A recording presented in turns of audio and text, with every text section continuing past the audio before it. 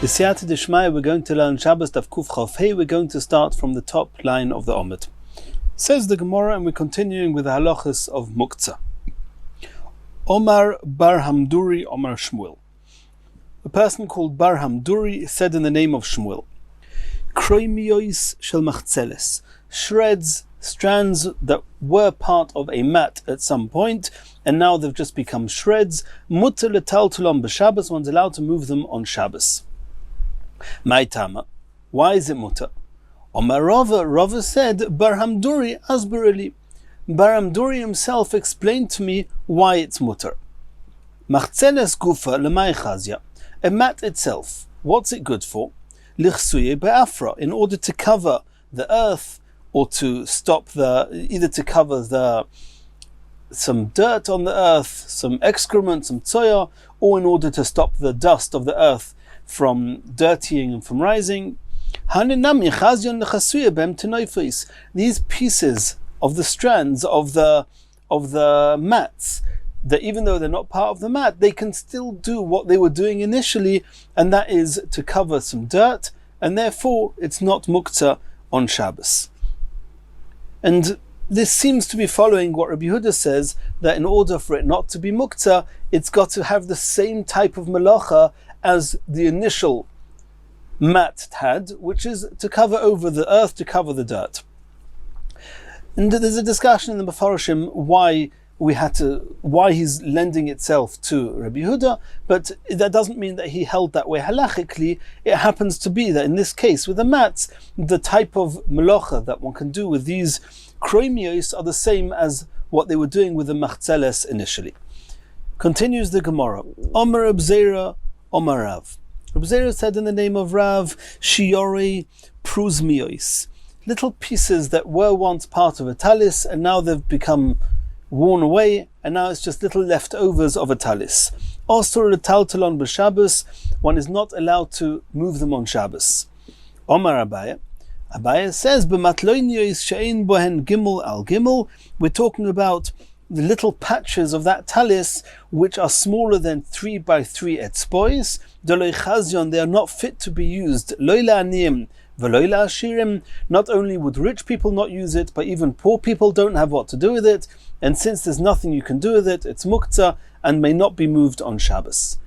Continues the Gemara. Tanu Rabbanon. The Gemara is now quoting a brisa. Shivrei Tanur Yoshon. Tanur Yoshon means an old oven. It doesn't really mean an old oven. What it means is an oven that has already been heated once. And the way ovens were made, they were made of clay or earthenware. They would be heated up once to strengthen its walls. After that, it could be used as a regular tanur, regular oven. And here we're talking about that an oven that has the walls had already been hardened, and now that oven broke.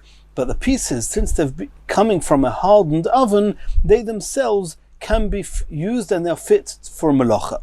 Hareihen kechol hakelim hanitlin b'chotza. Reb Meir says that they have the status of a kli and may be used in a chotzer, and Tosfos says this is depending on the sugi we learned on Daf Kuf Chav Daled, whether it's only in a chotzer or in a karmelis or in a Reshus HaRabim. Rabbi Yehuda says ein nitlin. No, they're muktzah, they're not allowed to be used. And we have to understand what's the machlekes Reb Meir and Rabbi Yehuda. Heid Rabbi Yosi mishum Rabbi Elazar ben Yaakov. Rabbi Yosi testified regarding Rabbi Elazar ben Yaakov al shivrei tanur yashon shenitlin b'Shabbos, that he held like Reb Meir that the broken pieces of a tanur yashon, an old oven, was allowed to be taken on Shabbos. V'al kisuyov, and the lids of the ovens, she'einoi tzorich beis yad, that they do not need a handle in order to be allowed to move them on Shabbos, and that's something we're going to see later on Daf Kuf Chavov. That's the end of the brisa. Asks the Gemara, b'maika mifligi, what are Rabbi Yehuda and Rabbi Meir arguing about? Omar Abaya suggested the following explanation. Ba'oisin me'en melacha ve'ein oisin me'en melachton komifligi. We saw previously on Daf Kuf Chav Daled, there's a machlekes Tanakama and Rabbi Yehuda, and we know that often Tanakamas, when their names are not mentioned, are Rabbi Meir, whether a kli that gets broken and the pieces, the broken pieces, can be used still, do we say they have to still be able to be used in a similar fashion that the parent kli, the kli that was initially whole, was used for, that these pieces can still be used in that fashion, and only then the pieces are still called a kelim and are not muktzah? Or do we say no, even if they can be used for any other melacha, for any other task, it still contains the status of a kli? And that was a machlekes. The Tanna Kama says me'en melacha, any type of melacha, and Rabbi Yehuda says me'en melachton. So here they're going l'shitosei. V'oz Rabbi Yehuda l'tamei. Rabbi Yehuda in this brisa that says that you're not allowed to use the shvorim, the broken pieces of this old oven, is following his own opinion that says that it's only allowed to be used if it can still be used in the way that it was initially. Initially it was an oven, it was used to cook food. Now that it's broken, it cannot be used to cook and bake, and therefore it's muktzah. Reb Meir l'tamei, and Reb Meir follows his own opinion that says as long as they can be used for something, they're not muktzah. These pieces that belonged to a tanur and now are broken, they can still be used, and therefore they are not muktzah. Maskif la Rava. Rava is now asking a question on Abaya's explanation. If you're right that the argument over here between Reb Meir and Rabbi Yehuda is that simple argument regarding whether broken pieces, in order to still be called kelim and not be muktzah, whether they have to have the same melacha that they had initially or not, so why are you focusing your argument on broken ovens? Why don't you just talk about any broken utensils, any vessels? Why are you zoning in on ovens? Elo Omar Rava, Rava is going to give a different explanation to the argument between Rabbi Yehuda and Rabbi Meir. They're arguing about a very specific type of oven, which we're about to mention, the one mentioned in the Mishnah in Kelim, and regarding that type of oven is where Rabbi Yehuda and Rabbi Meir are arguing if it gets broken. Nosnoi alpi haboyer or alpi hadus. V'nosan shom even. So we have to understand how are ovens and stoves typically made. A typical oven was just a hollow round or square contraption with no base. It was put on the ground, and then they would put a fire on the ground and it would heat up the walls of the oven. What happens if you balance and you place this oven on top of a ditch, a pit, different types of a pit? There's one type of pit called a boyer, another type of pit called a dus. They're very similar, just a boyer is dug out, a dus is actually a contraption that's built into the ground. Either way, this tanur is resting not on the floor, it's just held in suspense, and there's a stone wedging in the tanur that it should be held in place, and there's a gap between the base of the pit, the boyer and the dus, and the oven itself. How would you heat up this oven? You would put a fire on the base of this pit in the hope that the heat will raise up to this oven and heat it up. So the Mishnah says as follows: Nosne al pia boyer al pia dus. If you balanced this tanur on top of a pit, v'nosan shom even, and where the pit meets the top edge of the boyer, they put a stone there, wedge it in to hold it in place. Rabbi Yehuda oimer imasik milamato v'hu nosik milamala Tommy. If the ceiling around the oven is tight enough and the distance between the base of the oven and the floor of the pit is small enough that you can put a fire on the base of the pit and it will heat up the oven, then this has the same status as every regular oven that's fixed to the ground, and it's called a kli in Hilchas Tumah. It can become tommy. Ve'imlav tohir. And if this oven cannot be heated up that way, and the only way you'd be able to heat it up is by putting a stone onto the base of the pit and putting the fire on the stone, and then the fire is actually going to be inside the walls of the oven. But since the oven itself cannot be heated up by putting the fire on the floor of the pit, therefore we do not consider this oven as being properly attached and part of the ground, and therefore it's not considered a kli. That's one of the unique halachas in Tumah is regarding an oven, that it only has the title of a kli if it can be used, and only if it's attached, or it was attached to the ground. We're going to discuss that soon. And since over here it's too far away from the base of the pit to be called an annex and part of the pit, and therefore it's not considered an oven, and therefore in Hilchas Tumah it will not become Tomei. Imlav Tohir, it will remain Tohir. That is the opinion of Rabbi Yehuda. The Chachomim say Hoil v'husak mikol mokim Tomei. Since at the end of the day somehow you can heat up this oven can be used to cook food and to bake food in it, therefore it does have the status of a kli, of a oven, of a tanur, and therefore Tomei, it will become Tomei. And we don't yet know what's the point of their argument. What's the point, what's the nekuda of their argument? B'haikra, they're arguing how to learn the following pasuk. It says in the pasuk,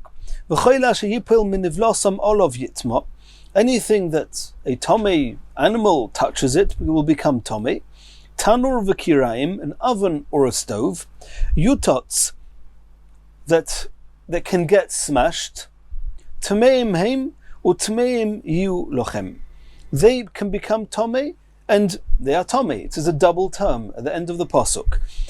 Tanur v'kiraim yutots, a type of demolishable oven or stove. Tameim heim, they can become tomei, or tameim yu lochem. Rabbi Yehuda learns as follows: Mechusar netitza tomei. The only type of oven or stove that can become tomei is one which is a demolishable one. It's called netitza. Netitza means to demolish. A type of oven which is not demolishable is not going to be tomei. And what's called a demolishable tanur? Only one that's attached to the ground. Only something that's attached to the ground, it's fitting to use the term demolishing regarding it. So Rabbi Yehuda says that if it's mechusar netitza, if it's attached to the ground to the point that if you want to make it tohir, you have to demolish it, then such a type of tanur can become tomei. She'ein mechusar netitza tohir. However, if this tanur, this oven, is not attached to the ground, which means that it's not able to be demolished because only things fixed to the ground can be demolished, such a type of tanur is not called a kli and is tohir. That's what Rabbi Yehuda says. That im masik milamata v'hu nosuk milamala tomei. Only if the oven can be heated up with a fire on the ground, it's considered attached to the ground, and since it's attached to the ground, that's called a tanur that is demolishable. If not, it's tohir. Rabbanon Sovri. The Rabbanon read the end of the pasuk. The pasuk says Tameim yu lochem, and we said there's a double lashon there. The pasuk says twice Tameim heim, Tameim yu lochem. They are tomei, they should be for you. The double term teaches us mikol mokim that any tanur, any oven can become tomei and is considered a kli. Asks the Gemara, Rabbanon nami hoksiv yutatz. Do the Chachomim not agree that the pasuk says that in order to make a tanur tohir after it became tomei, it needs to be demolished, which means that only a demolishable type of tanur can become tomei? And now you're saying, the Chachomim say that any tanur, even one that's not properly attached to the ground, can also become tomei. Says the Gemara, hu lehidoch gisa. The words yutats are not going to be used like Rabbi Yehuda was using them as a kula to tell us that if the tanur, if the oven is not properly attached to the ground and cannot be used with a fire that's based on the ground of the pit, that then it's tohir. Rather, I'm using these words to say a chumrah. To salkadai to chamenem, I may have thought, given the chabrei ba'aror, since it's attached to the ground, kagufa da'ara domi has the same halachas as the ground and the same halachas as anything else attached to the ground, that it cannot become tomei by virtue of the fact that it's attached to the ground. Kumash malon, the chiddush of tanur is that even if it's attached to the ground and therefore it's demolishable, it can still become tomei. V'idach nami hoksiv tameim yu lachem. What's Rabbi Yehuda doing with the extra words tameim yu lachem? It seems that it's telling us that it can become tomei even when there would be reason to believe that it could not become tomei. So the Chachomim learned from there that even if it's not properly annexed to the ground, it can still become Tomei. What's Rabbi Yehuda doing with it? Hahu could Rabbi Yehuda amar Shmuel, Amar Rabbi Yehuda amar Shmuel, Machleikus behesek rishon, aber behesek sheni afilu tolui betzavar gomel. What they're doing here is that the extra words Tmeim Heim, Tmeim Yulachem are teaching us that the whole argument of whether this kli can become, this oven, but does become Tomei, doesn't become Tomei, how attached it is to the ground, is only relevant whilst they are heating up and creating the oven. When you're doing the first heating up, that's strengthening the walls, Rabbi Yehuda says in that case, if it's not properly attached to the ground, it's not a demolishable type of oven, and therefore it will not become Tomei. But once the tanur, the oven, has become hardened by heating it up when it was properly attached to the ground, or as we saw before, if it's on top of the ground, higher up, it's raised, but nonetheless a fire on the ground of the pit would suffice to strengthen it and make it into a kli. Once that's happened, it's got the title, and it's got the status of a kli. And even if you now take this tanur and you hang it on the neck of a gomel, and somehow you use it that way or you don't use it that way, either way it will still have the term kli, and the only way it's going to lose its shame kli and become toir is if you actually smash it. Removing it and taking it off the ground, once it's got the term tanur, it will retain its term and its status of a kli until you smash it. And that's where the machlokes is, that Rabbi Yehuda says that the first heating up has to be firmly attached to the ground, and the Chachamim say not necessarily. Oma ula v'hesek rishon l'rabonon, according to Chachamim, they say it does not have to be firmly attached to the ground. They have a chiddush that even if it's attached to the ground, it can become Tomei in spite of the fact that it's attached to the ground. But we saw before, the Chachamim learned from Tmeim Yulachem that even if they're not attached to the ground, which means that even if the initial hardening of the tanur was done, l'rabonon afilu toli b'tzavar gomel, even if the initial hardening was done when it was totally not attached to the ground, it was hanging on the neck of a camel, it's still going to be considered a tanur, a kli, and can become tomei. So coming back to the beginning of our sugya, we had the brisa regarding shivrei tanur yoshon, that we had the machlekas, Reb Meir and Reb Yehuda. So the Gemara says we're talking about this type of oven that was initially heated up when it was not properly attached to the ground. So it never became a kli, it never had the status of a kli. And therefore, Reb Meir says that it does have the status of a kli, like the Chachamim we just saw in the Mishnah. And the Chachamim say that it doesn't need to be attached to the ground. They learn from Tmeim Heim Lochem, then if it gets broken, it's called the shvarim of a kli, and they're not muktzah. Rabbi Yehuda, however, says that will only become a kli if it got hardened when it was attached to the ground, and this tanur that was not attached to the ground when it got hardened does not have the status of a kli, and therefore if it gets broken, the pieces will be muktzah. Continues the Gemara, Maskif lo Rav Ashi. Rav Ashi is now going to ask a question against this second explanation we had against Rava. Rava explained the initial brisa, saying that the machlokes Rabbi Yehuda and Rabbi Meir of shivrei tanur yoshon is talking about the breakages, the pieces of this tanur that was not heated up the first time properly. Ihochi ademiflegi b'shivrei tanur liflegi b'tanur gufa. Why are you arguing whether this tanur got broken? Are the pieces muktzah or not muktzah?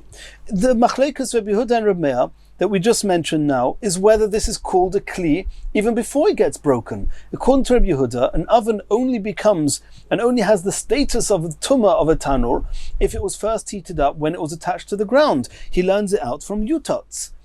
And so to argue in a tanur itself, according to Rabbi Yehuda, this type of oven which has not been heated up whilst attached to the ground is not called a kli even before it's broken, and therefore it's muktzah, and it's muktzah even in its whole state. And according to Reb Meir, who says it is called a tanur, and therefore it's called a kli, and it won't be muktzah, or at least it will have the halachas of kli that we've learnt till now, as we've learnt previously. Why? That's what Rashi is asking Rava. If you, Rava, are right, that the initial brisa of Shivrei Tanur Yoshon is because of the machleikas regarding how it became a tanur, don't speak about Shivrei, don't speak about broken tanur, speak about a whole tanur.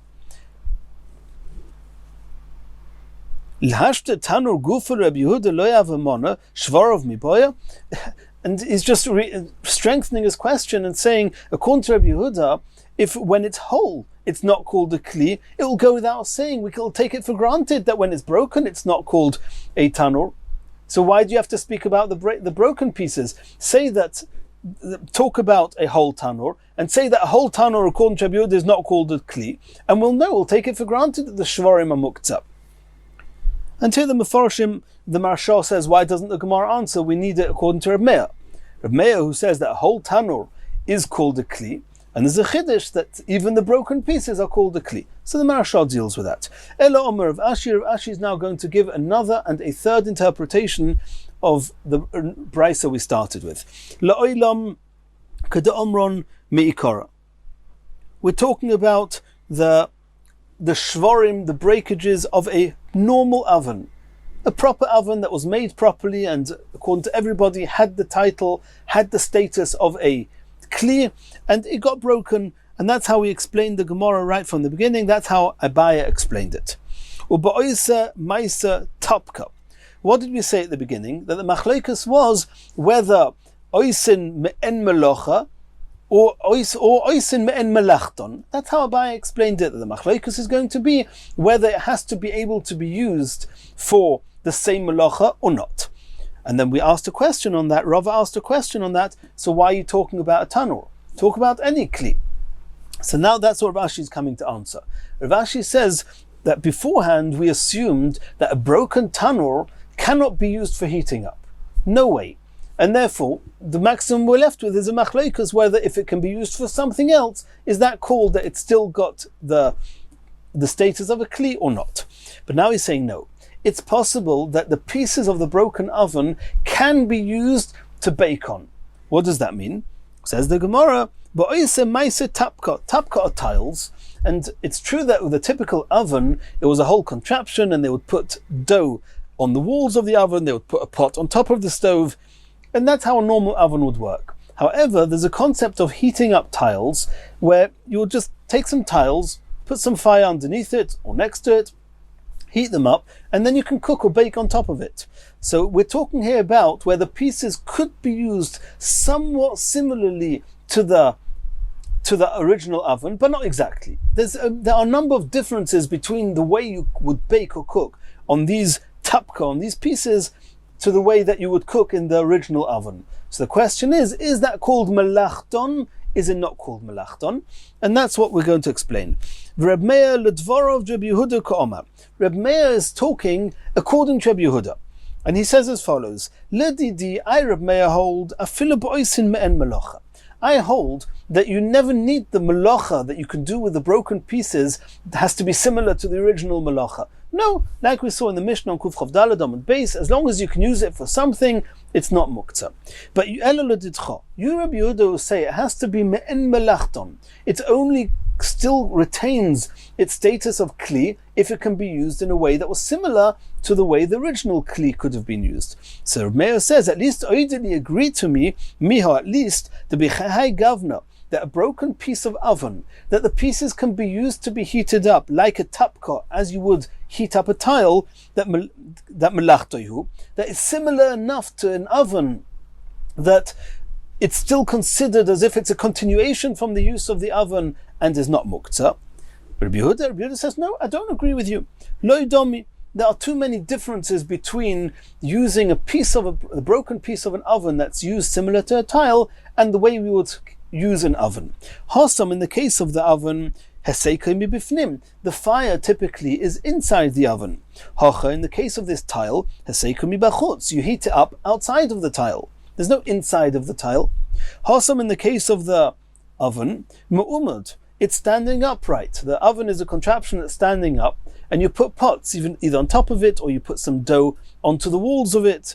Hacha, but in the case of a piece of the oven that's being used similar to a tile, lav mu'umad, it's lying flat. it's horizontal. And since it's very different from the way that an oven is used, therefore it's not called me'en melachton, and therefore Rabbi Yehuda says it's muktzah, and you're not allowed to move them on Shabbos. Continues the Gemara. Hey, Rabbi Yossi mishum Rabbi Eliezer ben Yaakov. We saw in that brisa at the beginning of this sugya that Rabbi Yossi testified that Rabbi Eliezer ben Yaakov, he ruled like Rabbi Meir, that one was allowed to use the broken parts of this oven that we're talking about on Shabbos. And also that the lid does not need to have a handle in order to be allowed to be moved on Shabbos. Says the Gemara, Omer Ravina, Kaman mataltalinon hoidna kisui de tanurei de mosa machasya deina and beis achiza. Ravina says that the custom was in the place called Mosa Mechasya that they would move the lids of the ovens even though they did not have handles. So Ravina asked, who's this following? Says the Gemara, come on, you want to know who? Rabbi Eliezer ben Yaakov. It's following Rabbi Eliezer ben Yaakov that we saw here that Rabbi Yossi testified in the name of Rabbi Eliezer ben Yaakov that one is allowed to use the lids or move the lids of these ovens even though they do not have handles. And in Mitzvah, we're going to see more on this on Daf Kuf Chavav. Continues the next Mishnah. Ha'even shebekiruya im memalin bo ve'eino nifeles memalin bo ve'im lav ein memalin bo. What's going on here? A kiruya is a shell, is the outer peel, the hard peel of a squash or pumpkin, whatever you call it. It's a large type of vegetable that's hollowed out.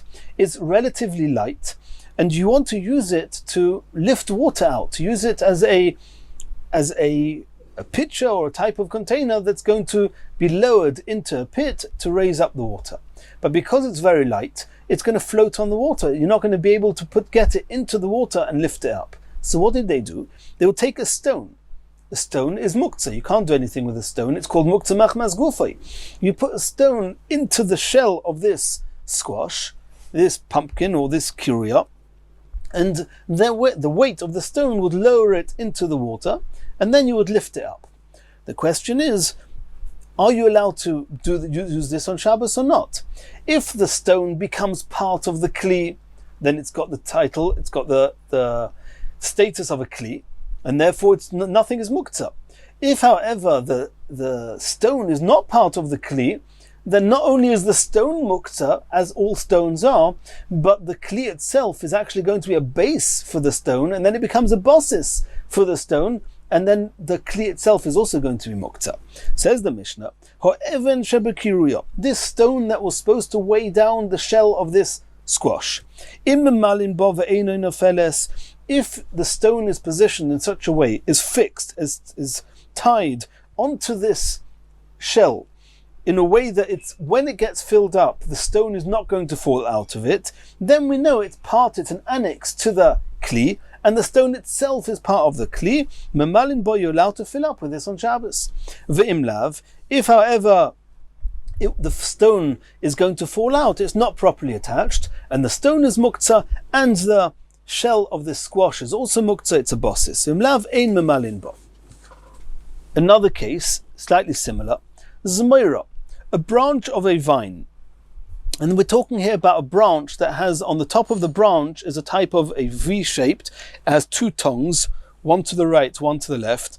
And because it's like a long type of branch that splits at the top, you can actually tie each end of this twig, of this branch, onto a pitcher. And that way you can lower the pitcher down into a pit to fill it up with water. So we know a branch of a vine on Shabbos typically would be muktzah.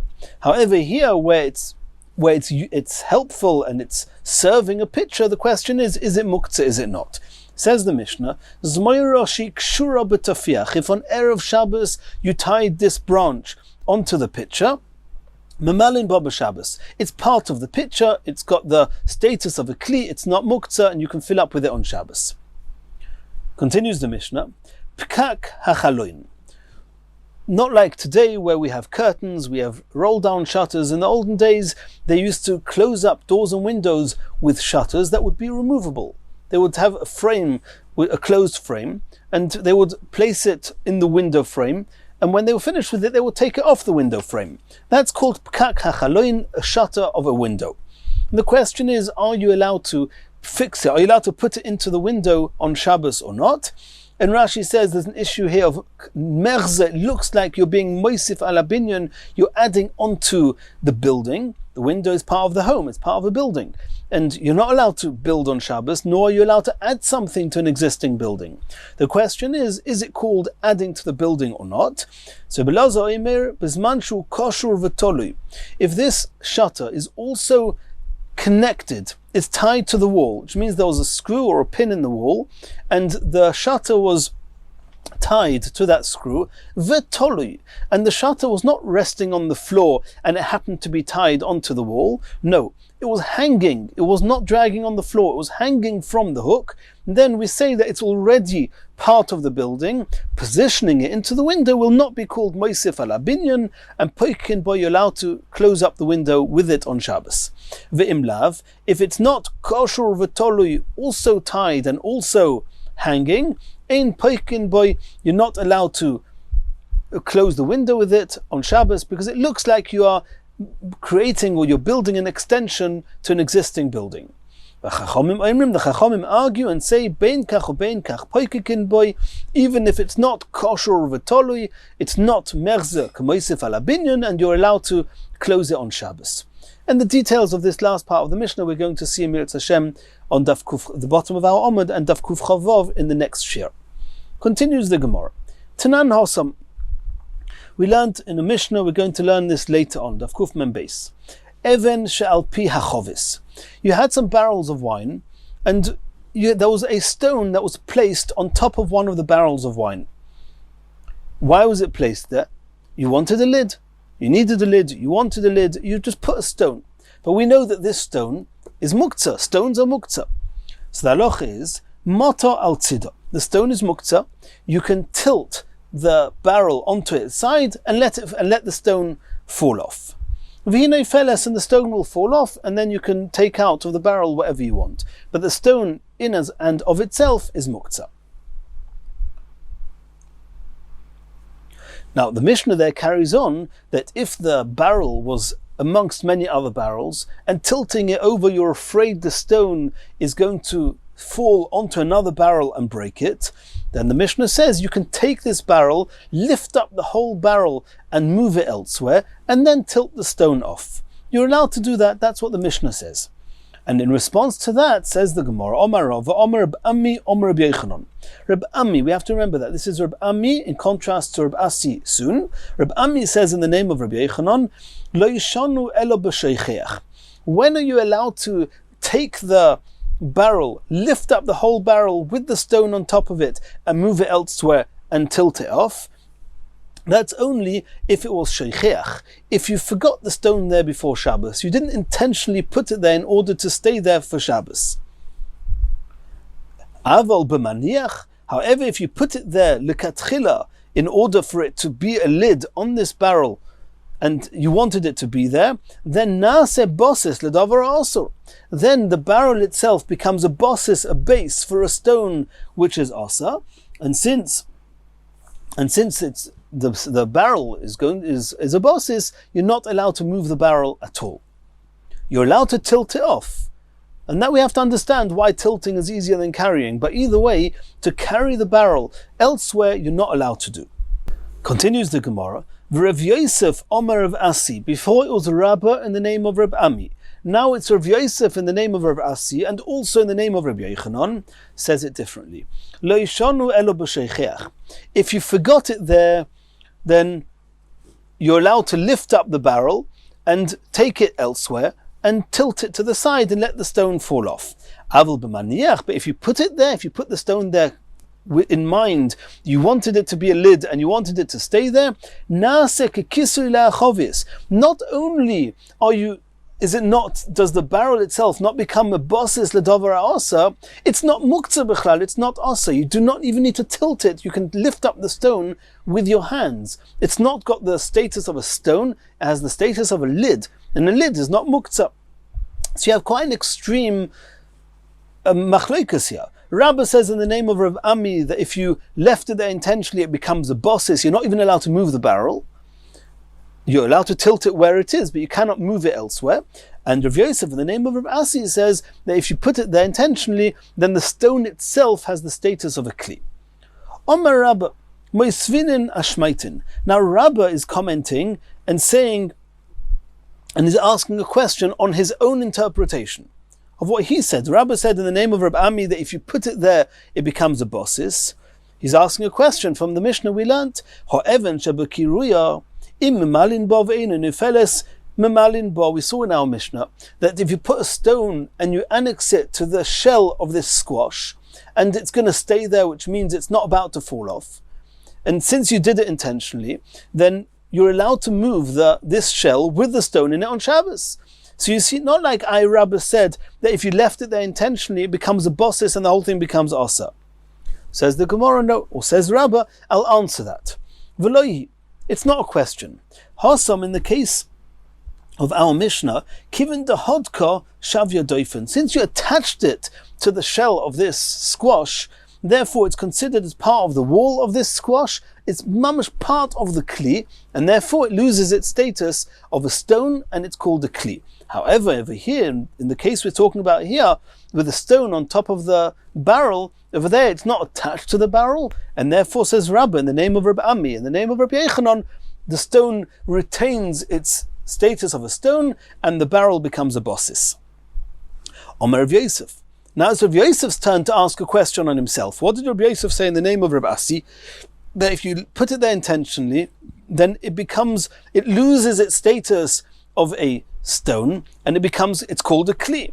If Moisvinon Ashmaitin is asking a question from our Mishnah, Im lav ein memalin bo. We saw that if the stone that's supposed to be helping this shell of the squash to go down into the pit, if it's not properly attached to the shell, and it's going to fall off when you fill it up, then it's all muktzah. The stone is a stone and it's muktzah, and the base of it is going to be considered a bossis.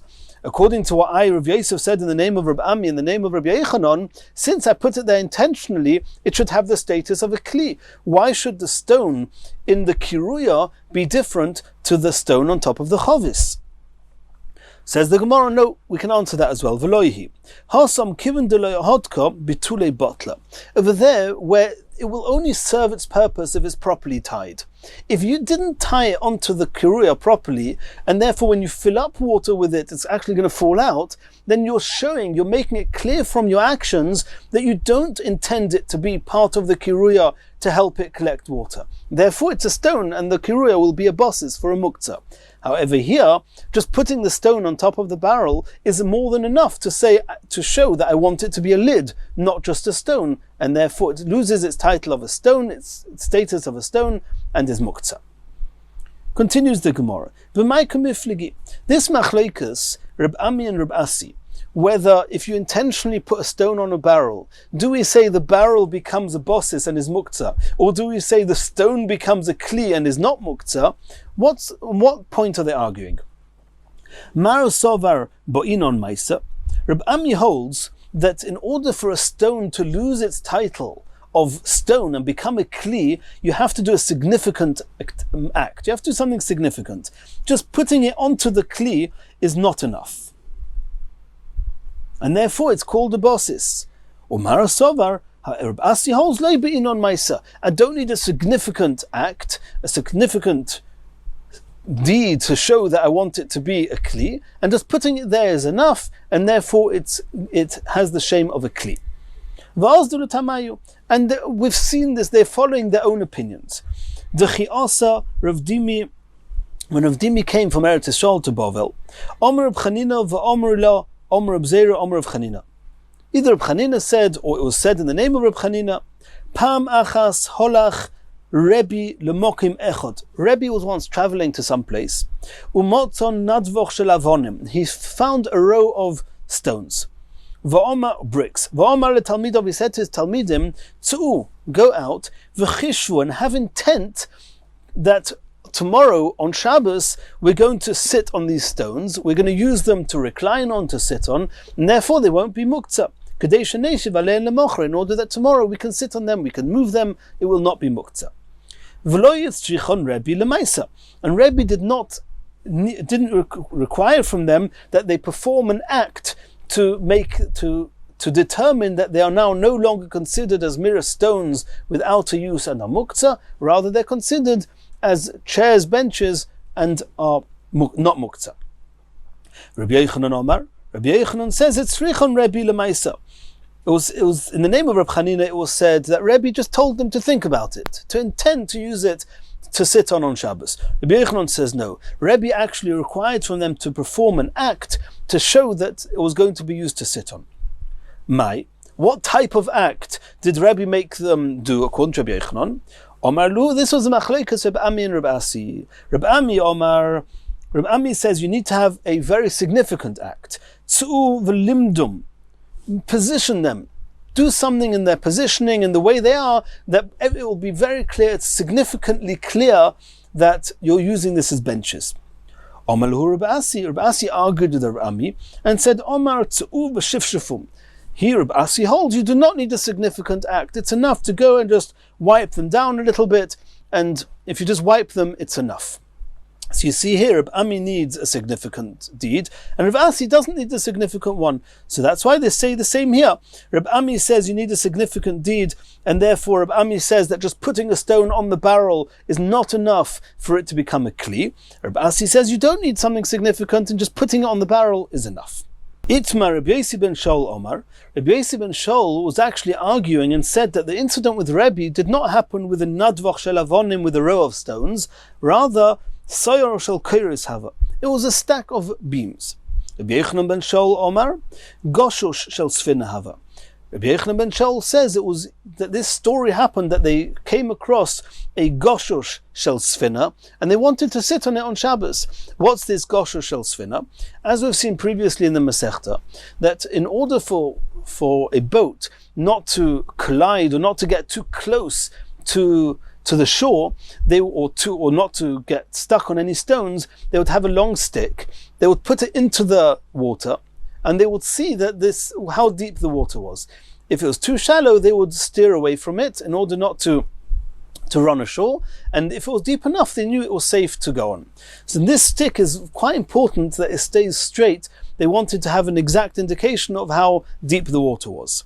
So Manda Omar Goshush, according to Rabbi Yochanan ben Shaul, who says that Rebbe allowed them to do according to the opinions we saw before, either just to have intention, or to do an insignificant act, or to do a significant act, whatever it is, that if he allowed them to do that with the goshush, with this stick that was used, this pole that was used to check the depth of the water, then kol shkein soyor, it goes without saying that with a stack of beams, that he would have allowed them to do the same thing and to use it on Shabbos. However, Manda Omar Soyor, according to Rabbi Yosi ben Shaul, who says the incident happened with a stack of beams and not with this pole to check the depths, then Aval Goshush Kopid Olei. It could well be, according to Rabbi Yosi ben Shaul, then in the case of the Goshush, he would say, for that it's not enough, and a person sets it aside, and a person does not want to use such a goshush in order to sit on it because it's going to become bent, and therefore you're not allowed to sit on it on Shabbos. It's muktzah. And the Ritva says that what the Gemara means is that in the case of goshush, everybody will agree you need a very significant maisa, significant act. Like with anything, if you do a significant act to show that you want this to become usable on Shabbos, then it won't be muktzah and you're allowed to use it to sit on. But just to do an insignificant act, or just to have intentions to use it, that will not be enough in the case of goshush. Continues the Gemara.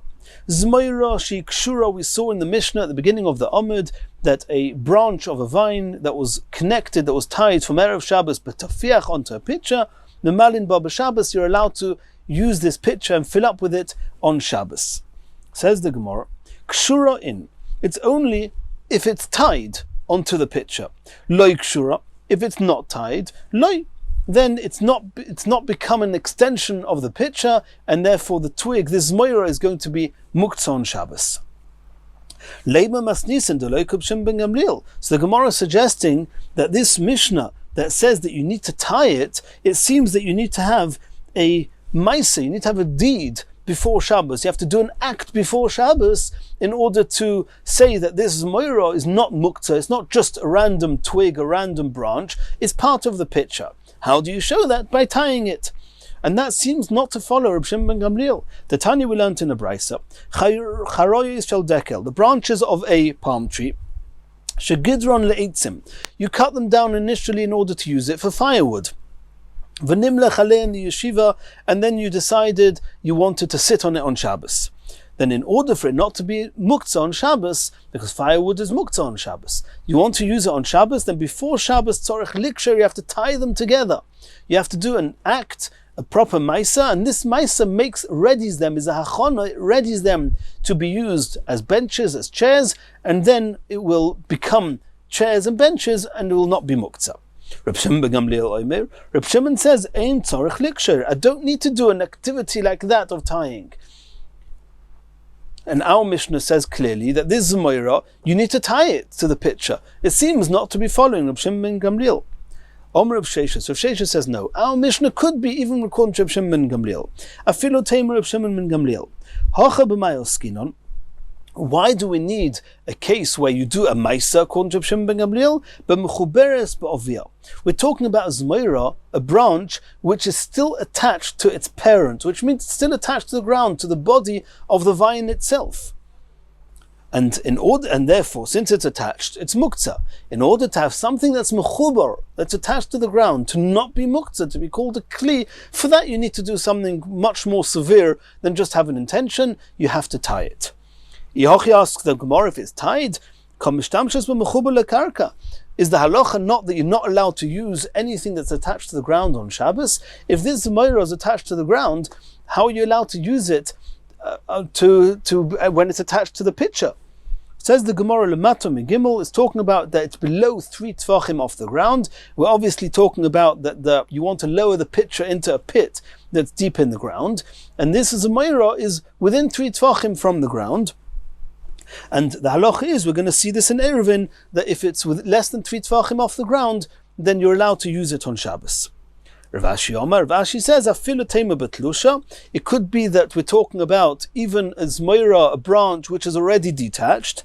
Nonetheless, Reb Shimon ben Gamliel will agree that you need to do a proper act, gzeira shema yiktoim, because if not, it could be that tomorrow, when it comes to Shabbos, you're going to realize that this branch is too long, and since they're very soft, you're going to cut it down. You're going to cut it to size. If you cut it to size, you're going to be chayav for makeh b'patish, and therefore,